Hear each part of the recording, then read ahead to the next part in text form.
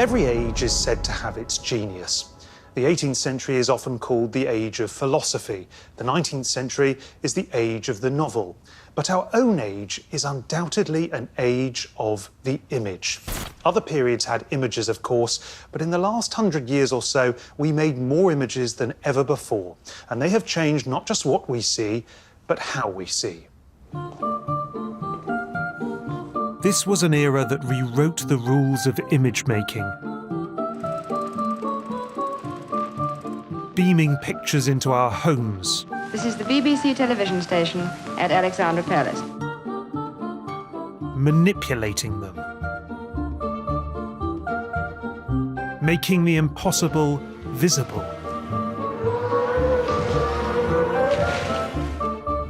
And in the digital age, revealing them in eye-opening detail.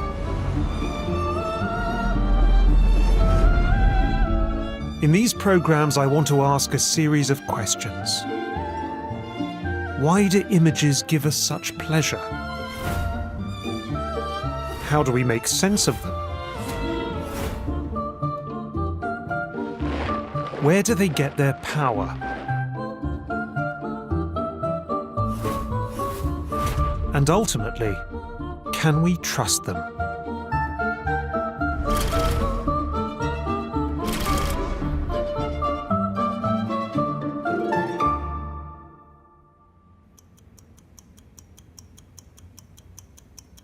I'd like to start with a painting. A still life made by Paul Cézanne in the 1890s. Look at it. Look at it closely. At first sight, it seems perfectly conventional, but it's actually profoundly odd. The floor tilts up at an angle. The table's edges bend and blur. The shadows make no sense. And in the background, an apple the size of a bowling ball looks as if it's just about to fall. This is a still life that isn't still at all. There are, I think, only two explanations. The first is that Cézanne wasn't a very good painter. The second is that he was up to something. Now, I believe it was the latter.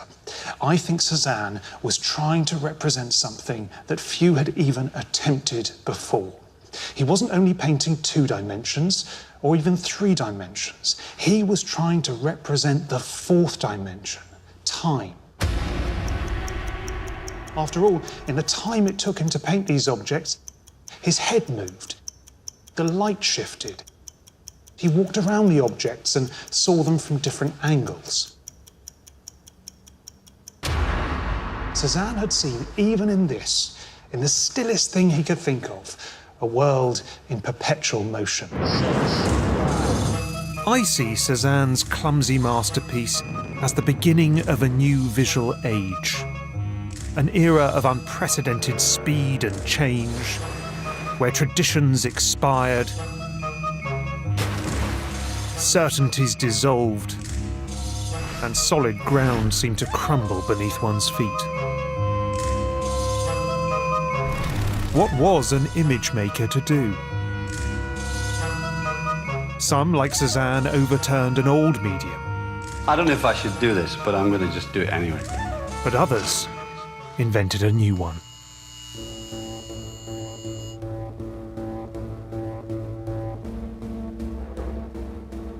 As Paul Cézanne was painting his collapsing still life, across the Atlantic in America, a perspiring genius was hard at work.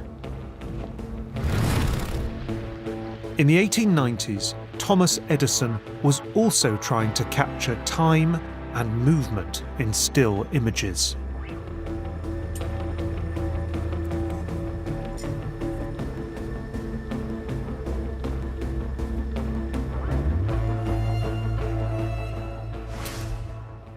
Edison and his assistant William Dixon developed a motorized camera to record such motion. And their decisive innovation was this: celluloid film with these sprocket holes running all the way down it. Now, the gears of the camera, which were based on those of a clock, would pull the celluloid past the lens, exposing each frame in turn. Photograph, move, and so on, up to 40 times a second. Now, it's no exaggeration to say that this helped give birth to cinema as we know it. Film, a little bit like this, became industry standard and remained so for the best part of a century.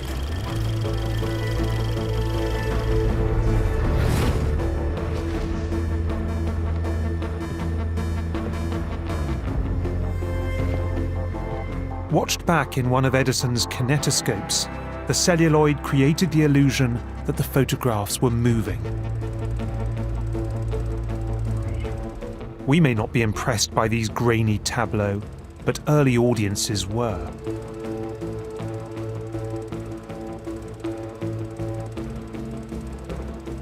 As they watched these quicksilver characters leap into life, they felt they were witnessing a miracle. A Victorian virtual reality that made even mundane events magical. Has a sneeze ever looked this heroic?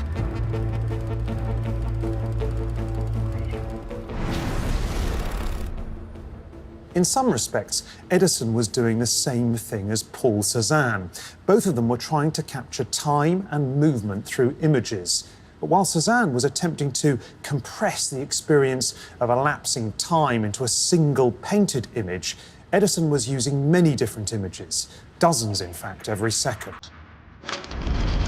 In the 1890s, the new medium of cinema spread like wildfire. Some called it the seventh art, and the only one that truly united space and time. But many filmmakers still relied on established art forms. This film by the Lumière brothers uncannily resembles the work of Paul Cézanne. The Lumières projected their motion pictures onto large screens that excited and sometimes terrified their audiences, creating the dominant visual medium of our age. Over the next century, films became bigger, Nothing like it has ever been seen before. and more immersive, transporting viewers out of time and space and into worlds that often defied the laws of physics. In the process, they created a society infatuated with looking and seduced by spectacle.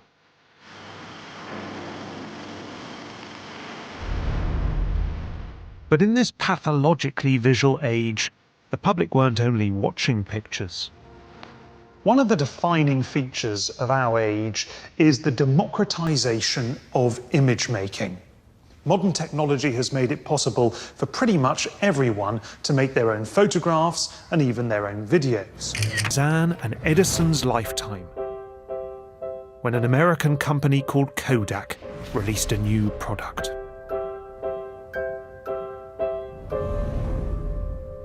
The Brownie was one of the first point-and-shoot cameras. An absurdly basic piece of technology that when it first went on sale in 1900 cost just $1 a unit. But it was a game changer.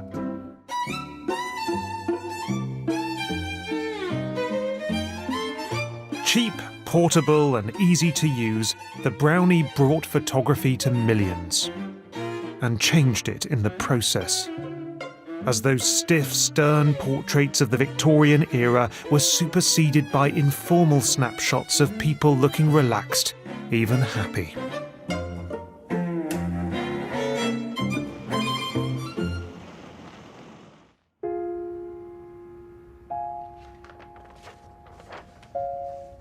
In my opinion, the first great master of the snapshot aesthetic was not only an amateur, but a child. Jacques-Henri Lartigue was given his first camera at the age of 7. A year later, he received a Brownie Model 2. He soon succumbed to the pleasure of image making. J'étais un petit garçon très petit et j'ai fait des photos. Ces photos je les faisais par passion de conserver les images de la vie qui passe. Like his contemporaries Cézanne and Edison, Lartigue was obsessed with time.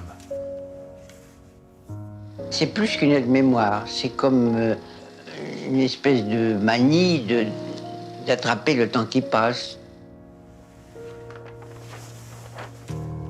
Lartigue's photographs were intimate objects.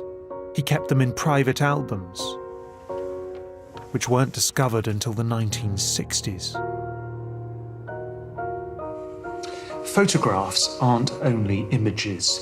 They can also be things that have a weight, a texture, even a smell. Lartigue treasured them like they were relics, as if they were the past condensed into physical form. As I leaf through his personal albums, it feels like I'm touching his memories.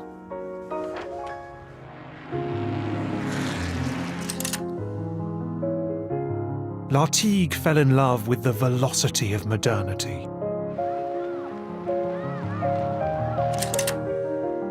But he found a way to stop this whirling world in its tracks and frame it with almost supernatural perfection.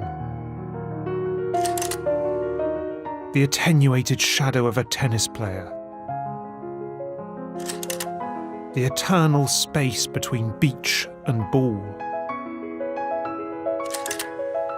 The gravity-defying gravel that will never fall back to earth.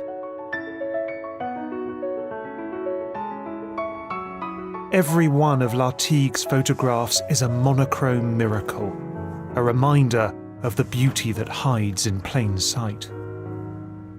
These photographs are brimming with love and fun and mischief. You almost feel that if you get close enough, you can hear Lartigue's subjects giggling. And this has to be my favourite of the bunch.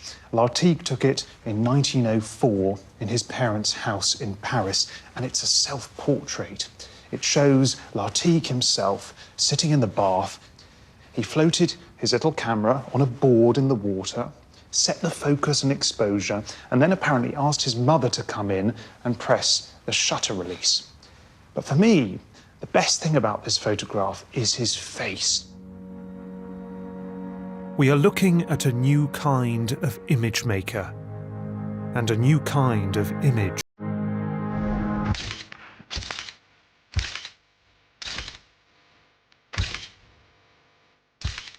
In our infinitely interconnected world, the appallingly named selfie has become a global phenomenon. 110 years after Lartigue floated his camera in the bath, Ellen DeGeneres took a selfie with the world's most famous people. They too struggled to position their camera, and they too were delighted when they finally succeeded. Ellen then posted the image online, where it was retweeted 3 million times within just hours. What a difference a century makes. From the intensely private to the ostentatiously public, today's vanity-fueled selfie industry seems a far cry from the innocence of Lartigue's childhood snap. But it too shares the pleasure of a moment captured.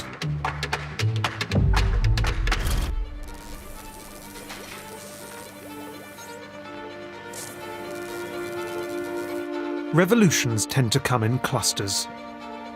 As amateurs like Lartigue were reinventing photography, scientists and engineers were redefining the laws of physics. But they too changed visual culture. In 1895, the German physicist Wilhelm Conrad Röntgen created the first X-ray of his wife's hand, replete with wedding ring. Humans could look through their bodies for the first time.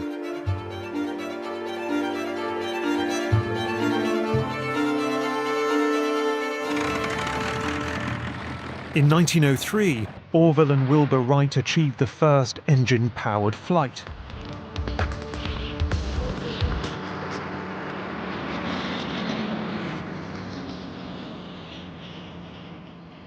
As people ascended into the ether, they saw the world from a new perspective.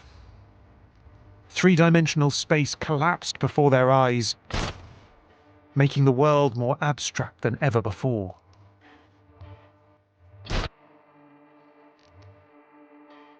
Giving birth to a viewpoint which, in our age of drones and satellites, is all too familiar.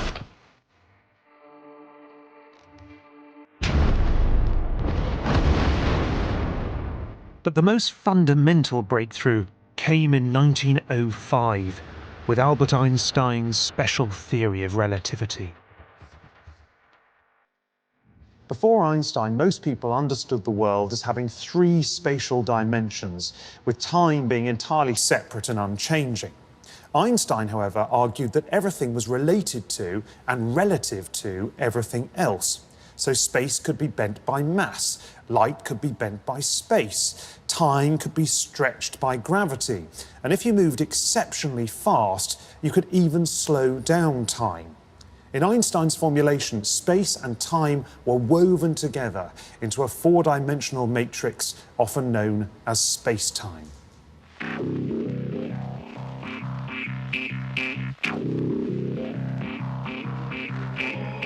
As these innovations percolated through society, they altered its images.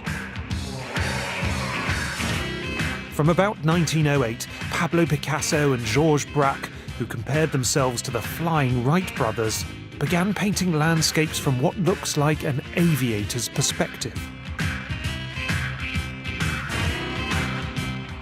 Portraits that pierced their sitters' bodies like X-rays. And still lifes that shared the roving eye of motion picture cameras. Their paintings, like Cézanne's, are woven from the four-dimensional matrix of space-time. Much of this was surely unconscious. Few people understood Einstein's theories at the time, just as they don't today. Even Thomas Edison, the man who helped invent modern cinema, struggled to make sense of it. What do you think of the Einstein theory? I don't think anything of Einstein's theory because I can't understand it. But artists and filmmakers did seem to understand that these unprecedented times demanded unprecedented images.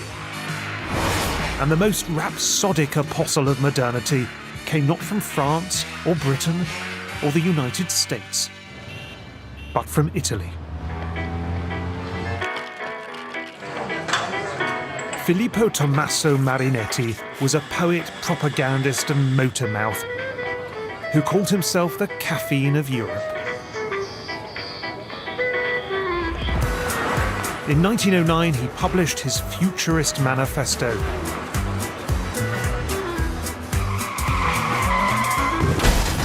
Inspired, as one is, by a car accident. Come, my friends, I said, let us go. We went up to the three snorting machines. A great sweep of madness drove us through the streets. We hunted like young lions. Death, tamed, went in front of me at each corner, offering me his hand. Suddenly, there were two cyclists. What a bore. Pouah! I stopped short and in disgust hurled myself bland, head over heels, in a ditch.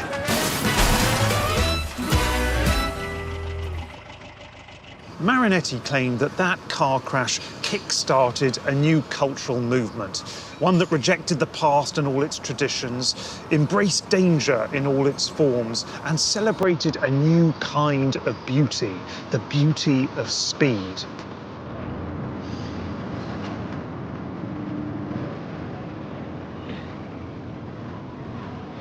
Futurist artists portrayed the dematerializing dynamism of modern life.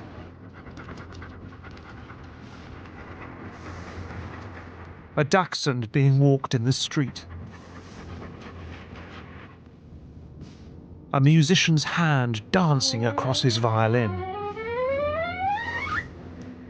A motor car so fast that it is no longer even visible.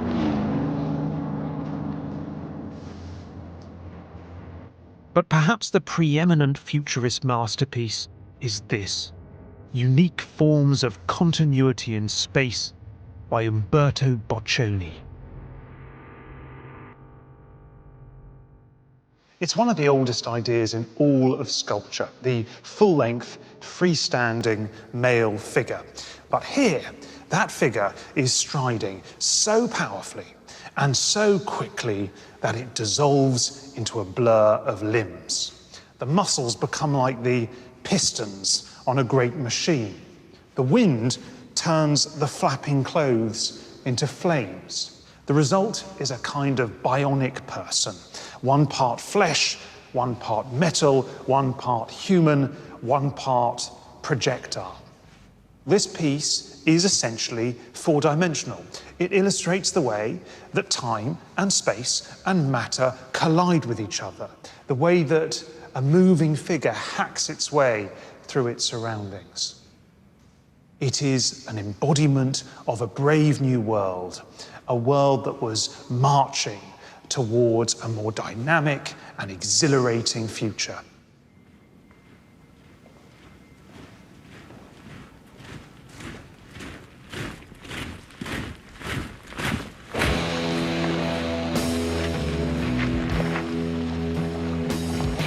Boccioni's metallic man was uncannily prescient. A year later, Europe marched into war, turning men into futurist machines. The futurists raced to the battlefront with glee. This was far more exciting than a car crash.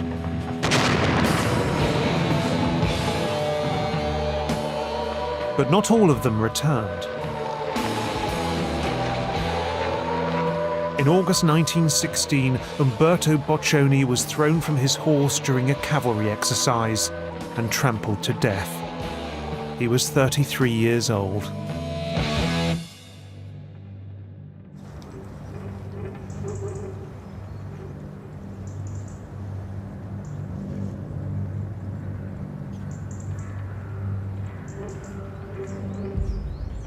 The First World War brought together many of the inventions of the previous 2 decades.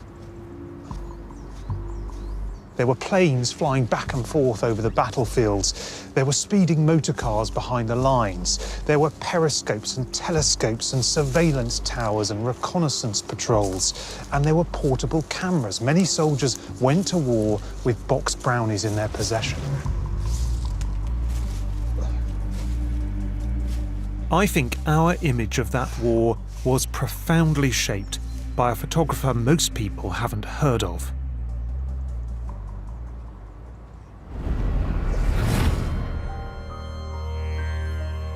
Frank Hurley was born in Sydney in 1885. He ran away from home at the age of 13 and bought a box brownie at 17.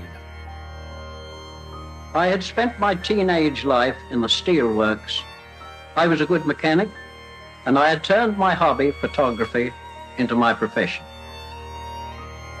In 1914, he became the official photographer on Ernest Shackleton's expedition to the Antarctic,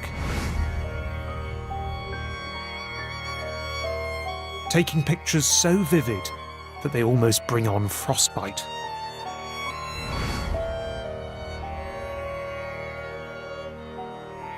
Hurley was fearless to the point of insanity, more than happy to risk his life for the perfect photograph.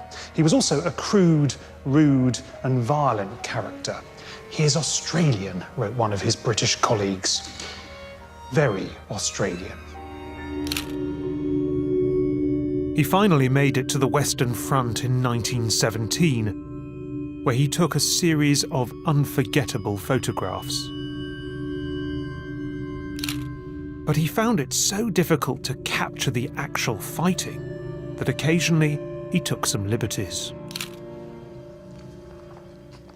While Hurley was in Passchendaele in 1917, he took lots of photographs of different incidents at different times and places. But occasionally, he combined these images together to produce some dramatic composite photographs. And this is just one example. This is a photograph of some men going over the top. Now, I'm pretty sure it's not genuine. The conditions at Passchendaele were wet and muddy, and this photograph seems like it was taken in dry and sunny conditions. But that didn't bother Hurley. He then took another photograph of the same men, taken just a few seconds later, and placed it next to the original photograph, so it looked like there were two banks of men going over the top. Hurley was just getting started. He had another photograph of a dogfight, and he put that photograph above the men, so it looked like there was an aerial battle taking place above them. The rest of the sky was pretty blank, so he found some clouds, but Hurley still felt more was necessary. So he found another photograph of a crashed plane, and he placed that at the right edge of the image.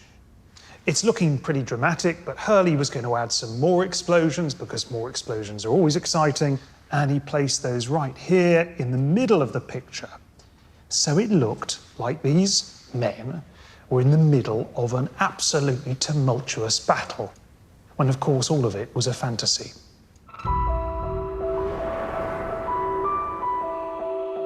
Hurley's finished image was compiled from multiple negatives.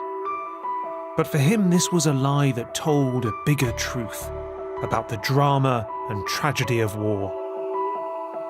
Hurley's darkroom manipulation prefigured a growing problem. As people mastered the art of making images, they mastered the art of tampering with them. Working with scalpels, then pixels, until it became almost impossible to distinguish the real from the unreal. But like their high-tech successors, Hurley's photographs had undeniable impact. In the 100 years since they were taken, they inspired paintings, film sets, and poster designers, making the First World War unimaginable without them. When we see the conflict, we see it through Hurley's eyes.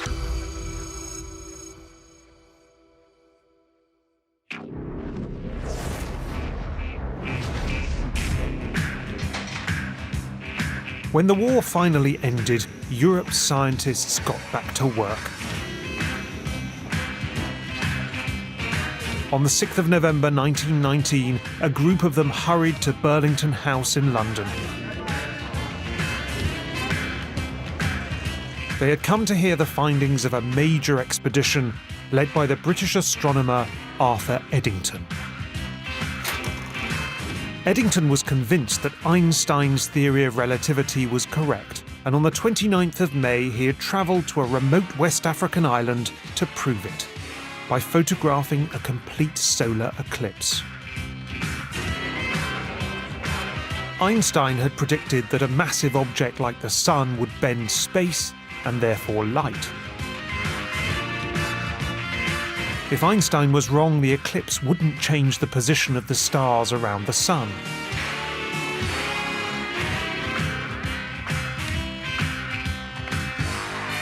But if he was right, the light from those stars would be bent, and their position would appear very fractionally to have moved.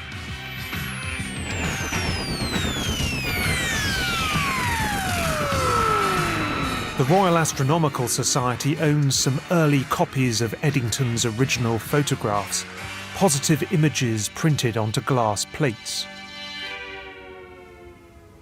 People often think of science and art as being different, even opposite endeavours.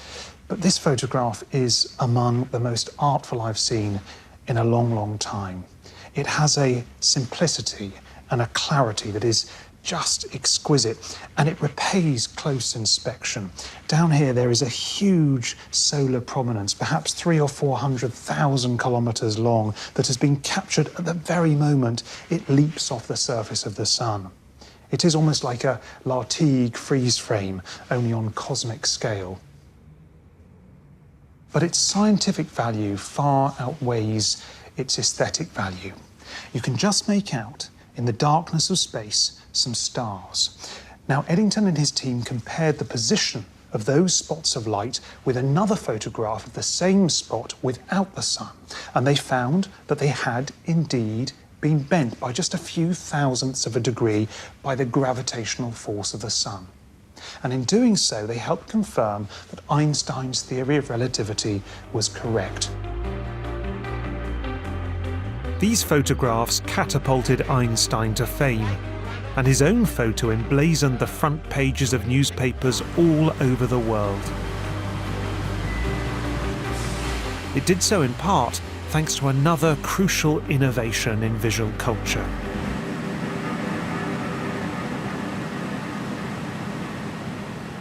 In the 19th century, most newspapers and magazines didn't contain many photographs, but towards the end of the century, a new method was invented. The halftone process converted photographs into thousands of different sized dots, which made them cheaper and easier to print than ever before. And by 1919, newspapers and magazines were full of photographs.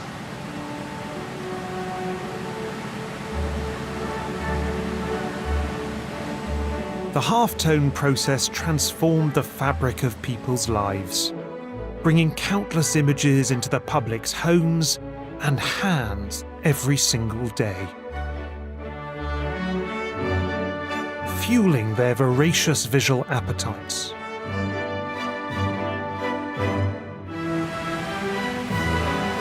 And even in our computerized age, its legacy continues.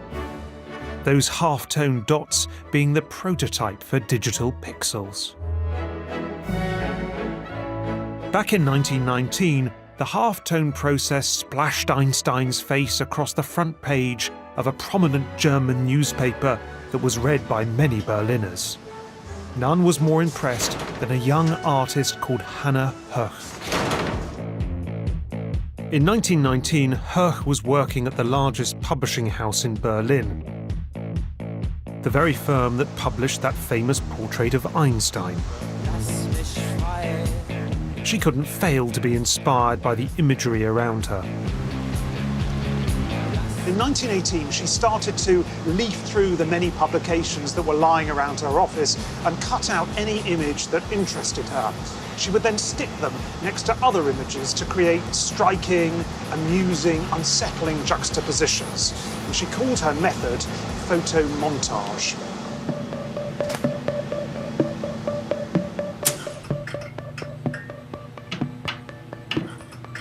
Höch had created a new visual language, and she used it to shock and unsettle her audience. She distorted and disfigured her subjects, creating disjointed, elusive narratives that condemn the dysfunctional politics of Weimar Germany and the objectification of its women. Höch's first major work was the concisely titled Cut with the Kitchen Knife Dada Through the Last Weimar Beer Belly Cultural Epoch of Germany. This piece was made in the winter of 1919, a tumultuous period in German history.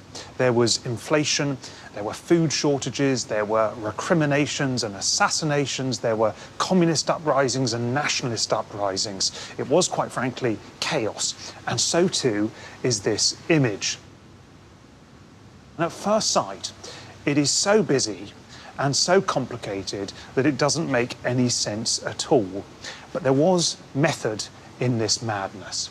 The top right corner, this contains the German establishment, the so-called Beer Belly Brigade.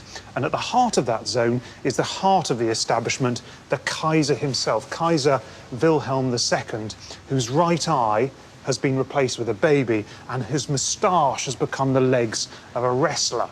Now, this whole top right zone is a very masculine zone.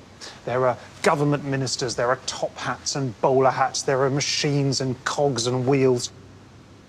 There are aeroplanes, which of course excited men so much in this period.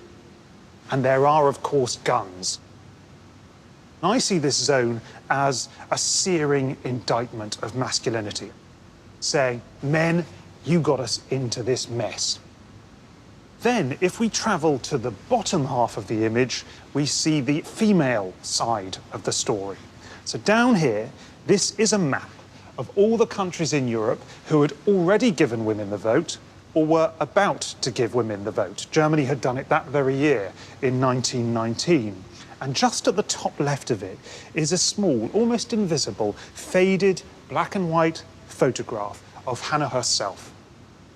And I wonder if she's saying that women are going to bring about the revolution that Germany so desperately needs. There are, of course, other revolutionaries here. There is Karl Marx and there is Lenin. But over here is perhaps the greatest revolutionary of them all. He's got the biggest face in the entire picture. That is Albert Einstein. She obtained that photograph from the Berlin newspaper that was published by her own company shortly after the theory of relativity was verified. Just as he was ripping apart traditional understandings of physical reality, so she was ripping apart, quite literally, traditional understandings of image making. Hannah Höchst's photomontages created an aesthetic that never went out of fashion. Her disruptive imagery went on to inspire many artists and graphic designers, and was famously appropriated by satirists and comedians. But above all, her works captured the mayhem of their own times. Other modernist art forms were doing the same thing. The fragmented poetry of T.S. Eliot, April is the cruelest month, breeding lilacs out of the dead land. the spiky music of Igor Stravinsky,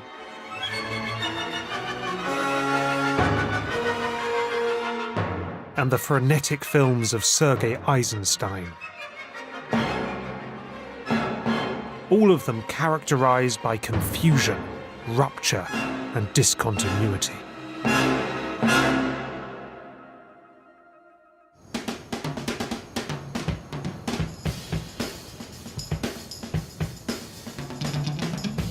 But on the other side of the Atlantic, other image makers were trying to impose some order. Since Edison's pioneering work of the 1890s, the American cinema industry had grown rapidly. In the 1910s, many filmmakers relocated their productions from New York and New Jersey to California. A little more bite, a little less spark, a little less fight, a little more spark. Close your mouth and open up your heart and baby, satisfy me. They had several reasons for moving here. First, sunshine was bright and reliable enough for year-round filmmaking. Second, the landscapes of Southern California were extraordinarily varied. There were mountains and forests and deserts and beaches, which meant a huge variety of locations could all be simulated within easy reach of Los Angeles.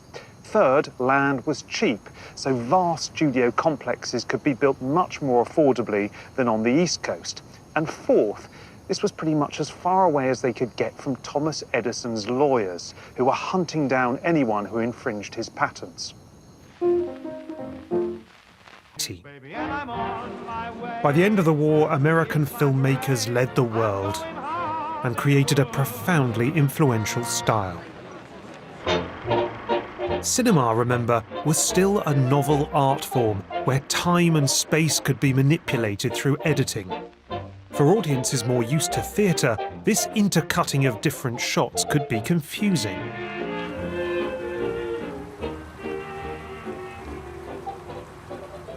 To get around these problems and to clear up these confusions, Hollywood directors developed a series of editing techniques. Their goal was simple: to make all of their shots look like they belong to a single and seamless flow of events that would be immediately comprehensible to their audiences. The method was known as the continuity system. Let's see how it worked. Filmmakers typically began with an establishing shot, so an audience could understand where they were. Then they cut to a mid-shot to draw attention to the main character. they invented the close-up so viewers could see what that character was thinking. Reverse shots revealed what he had seen. Why do I find this so exciting?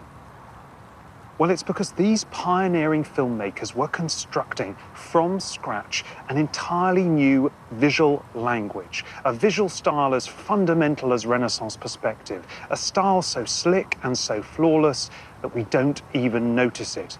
And like perspective, the continuity system proved hugely successful.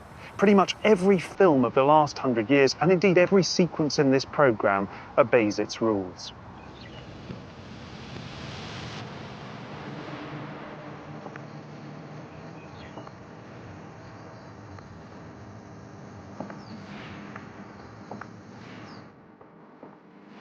But one early filmmaker turned these rules on their head.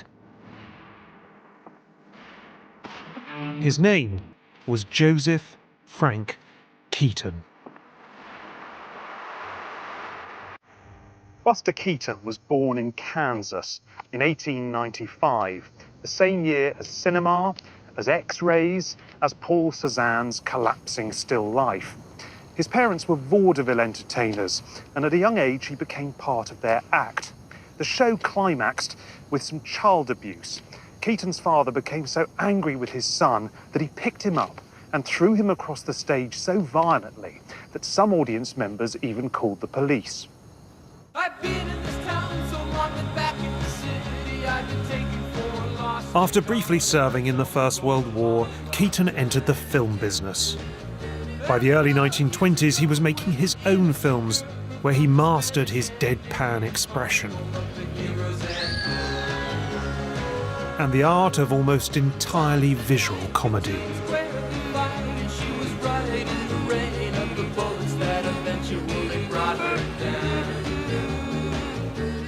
The average picture used 240 titles. That was about the average. And the most I ever used was 56. We eliminated subtitles just as fast as we could if we could possibly tell it in action.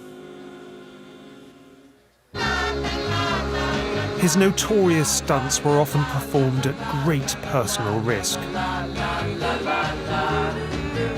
This one broke his neck. But ever the professional, he completed the take. Keaton's gags were meticulously planned and rehearsed. They relied on the perfect alignment of time and space, all 4 dimensions. And some of them are so exquisite that they can be watched again and again and again.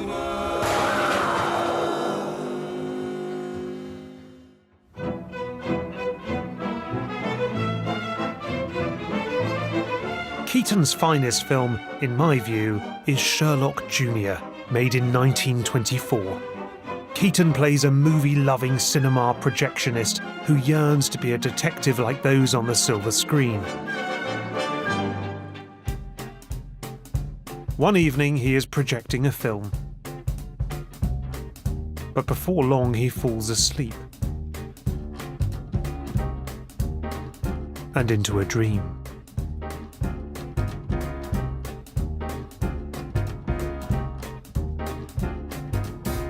He collects his hat and walks into the auditorium. And then something unprecedented happens. Keaton climbs onto the stage and leaps into the film itself.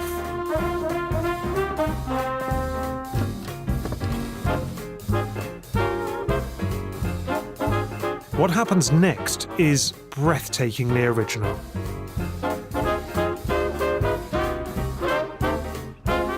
Keaton gets trapped in the film's ever-changing shots.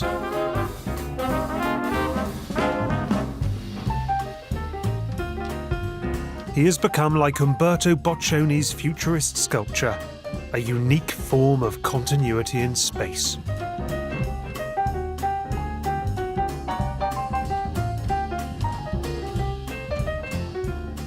That sequence is, in my view, one of the funniest in all of cinema.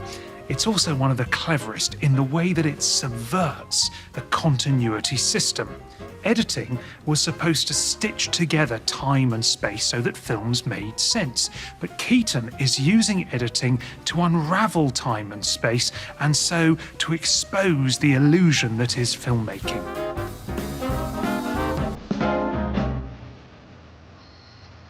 As Sherlock Jr. played in cinemas, a seminal art movement emerged. Surrealism erupted in Paris in 1924. Many of its members loved Buster Keaton's films. To them, nothing was more surreal. Salvador Dali even made an artwork in the filmmaker's honour, entitled The Marriage of Buster Keaton.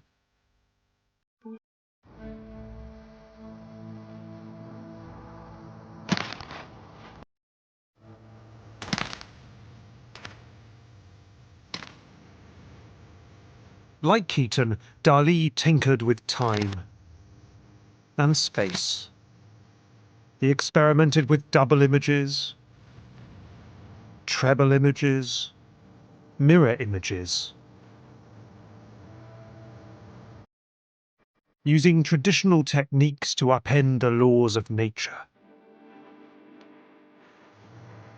But unlike Keaton, he claimed that what he was really doing was science. Because myself believe, contrary to the modern atomic age, is very gay. No, nothing is more gay than the collision and explosion of intra-atomic conflicts of nuclear physics. You feel that really livens things up enormously. For me, is the more happy thing is look these terrific conflicts about electrons and pi mesons and atoms. Is everything jumping and romping in a completely extraordinary eurythmic feeling. Now, my interest is only about the tremendous progress of nuclear research and nuclear physics.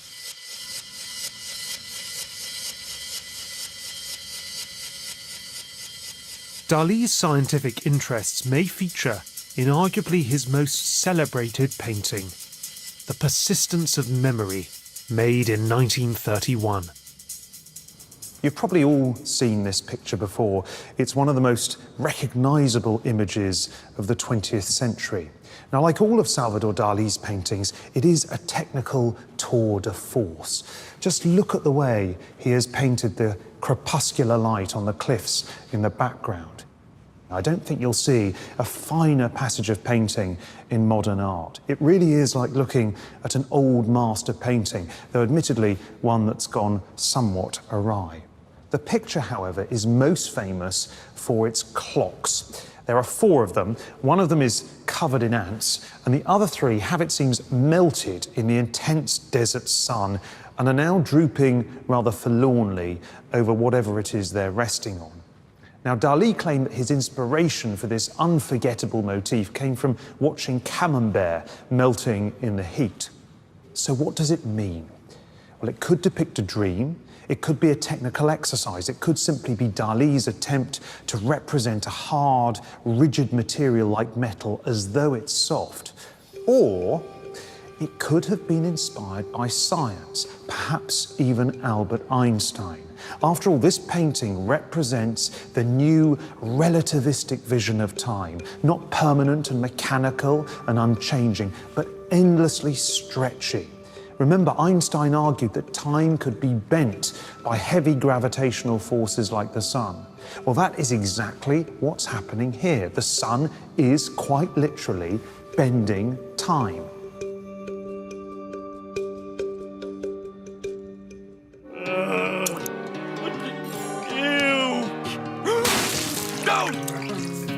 In the 90 years since they were painted, Dali's soft clocks have oozed their way into our collective consciousness. Well, this is surreal. It's now easy to forget that beneath those familiar surfaces lay some profound ideas. Here's Dali befuddling another interviewer in 1958. The last development of nuclear physics proved that the new conception of space-time is completely flexible. This proves that this object of completely surrealistic approach of Sauvage is completely true and scientific. Dolly, I must confess, you lost me about halfway through.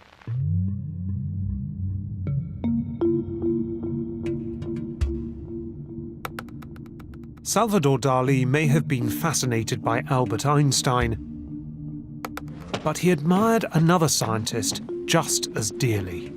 So much so that his very signature became an homage to his work. C'est une couronne de lait, une couronne liquide basée sur la morphologie. A scientist who had not merely bent time, but frozen it.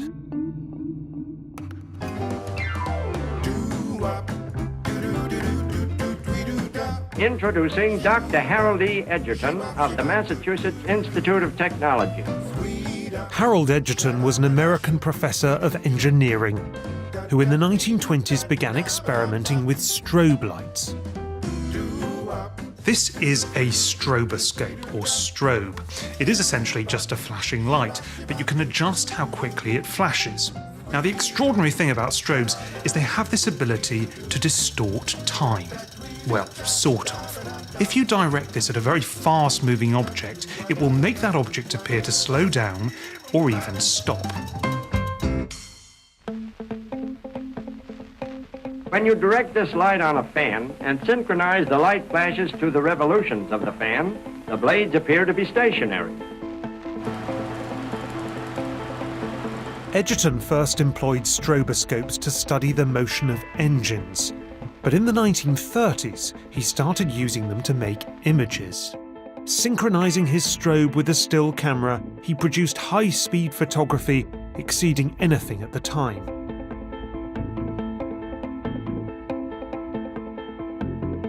Edgerton also connected strobes to film cameras, producing super slow-motion videos.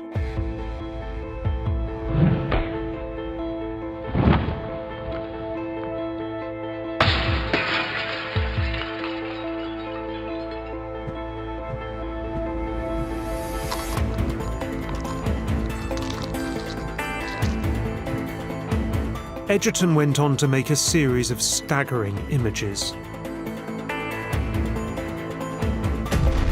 This photograph, lasting just 1/1000th of a second, records the first flash of a nuclear bomb. But his masterpiece visualizes a much smaller explosion. For many years, Edgerton was fascinated by the behavior of liquids, how they dripped, splashed and sloshed around. And in the 1930s, he rigged up a system in order to examine them. He filled a dropper with milk and then released droplets of the fluid, one after the other, onto a dish. Now, seen at normal speed, it's not particularly interesting, but if you slow it down, it becomes almost miraculous. Edgerton's finest photograph captures the moment, lasting just 10,000ths of a second, when a droplet of milk plummets through the darkness onto a red dish beneath it. When it strikes the surface, it bounces upwards into 21 delicate tentacles, each crowned by a tiny jewel. The milk is transfigured into a liquid diadem, an exquisite creation invisible to the naked eye.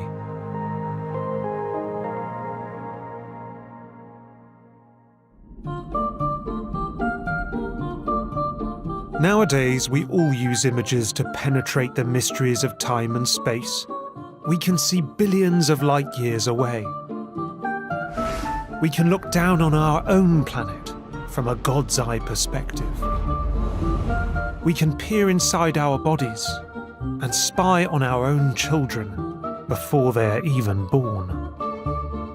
And we can scrutinize the building blocks of life, even though they're 1,000 times smaller than a grain of sand. These achievements are now part of everyday life, but they originated in an earlier period. In the first few decades of the 20th century, science and technology rewrote the rules of physics and irrevocably changed our perspective on the world. This revolution in time and space transformed the era's images, but it had also been transformed by them.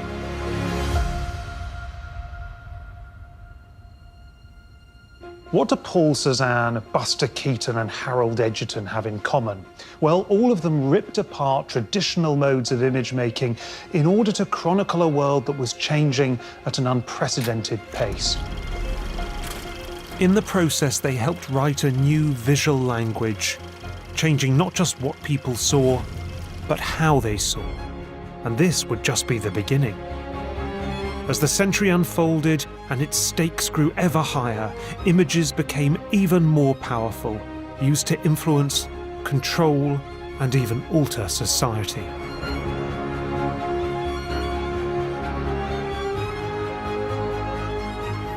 Can we really trust what we see?